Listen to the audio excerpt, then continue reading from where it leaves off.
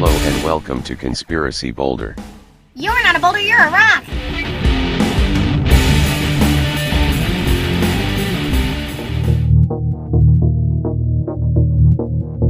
Welcome to Conspiracy Boulder News. Today we examine the curious story of Abdulah Kurdi. We have all seen the heart-wrenching sad photograph of the little dead Syrian boy on a beach in Turkey. Truly tragic. That was Abdulah Kurdi's son. We were told that Abdulah Kurdi and his wife and two little boys had been fleeing the horrors of the war in Syria. And that in desperation, the boy's father, Abdulah Kurdi, took his wife, the little boy, and the little boy's brother, on a boat to try and reach Greece from Turkey. Rough waves capsized the boat and Abdulah Kurdi's wife, and the two little boys drowned. Yet Kurdi survived. Here is what the old-fashioned media neglected to mention. Or didn't explain. Or forgot to examine. Or reported on page 351 of a 200-page report. Or just left out. Far from being recent fleeing refugees, Abdulah Kurdi and his family had actually lived in Turkey for the past 3 years. Kurdi's sister in Canada was paying their monthly rent, and Kurdi had accumulated over $4,000 in cash. While the old-fashioned media would have you believe that Kurdi and his family were in the act of fleeing immediate and grave danger, nothing could be further from the truth.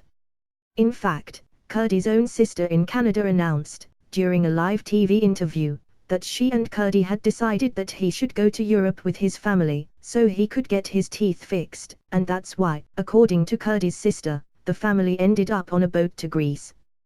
Well, good God. How starkly different. Some have even speculated that Kurdi was not even on the boat.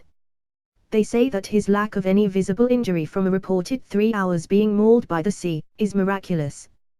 They also point to the fact that Kurdi has related no less than 5 different versions of what happened on the sinking boat, and none of the stories mesh. Possibly most telling, is that Kurdi took the bodies of his dead wife and sons back to his hometown in Syria, to bury them. Oh good God. I thought they were refugees fleeing Syria. And now he's returning to that hellhole to bury them. How does that work? That doesn't make any sense. Take me off the teleprompter. I'm serious, John. I'm off the teleprompter. Okay, so, they claim they have to run from Syria. Big. Bad. Syria. Then they are living safely in Turkey. For years. Then, when the father decided he wanted to get dental implants to fix his teeth, they tried to sneak illegally into Greece, and when they die, the father returns to Syria, big, bad, Syria, to bury them in their homeland. And no one thinks that this is absurd. Outrageous. Good God, people. It was the parents' fault these kids died. The father's fault the kids died. Not Europe's fault.